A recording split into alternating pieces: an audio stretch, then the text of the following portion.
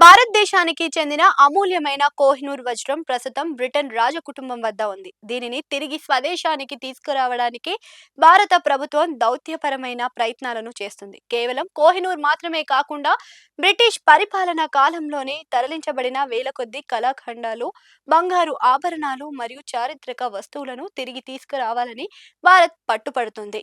ప్రధాని మోదీ నాయకత్వంలోని ప్రభుత్వం మన దేశ సాంస్కృతి వారసత్వాన్ని కాపాడడంలో భాగంగా ఆపరేషన్ కోహినూర్ వంటి పిలుపుతో అంతర్జాతీయ వేదికలపై ఈ అంశాన్ని ప్రస్తావిస్తుంది.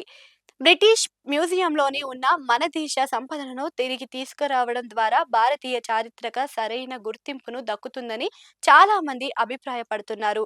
గతంలో కూడా కొన్ని అరుదైన విగ్రహాలను బ్రిటన్ మరియు ఇతర దేశాలు భారత్కు అప్పగించాయి. అదే స్ఫూర్తితోని కోహినూర్ కూడా తిరిగి రావాలని భారతీయులు ఆకాంక్షిస్తున్నారు. ఇది కేవలం ఒక వజ్రానికి సంబంధించిన విషయం మాత్రమే కాదు. మన దేశ గౌరవం మరియు కోల్పోయిన వారసత్వాన్ని తిరిగి పొందే ఒక చారిత్రక పోరాటం.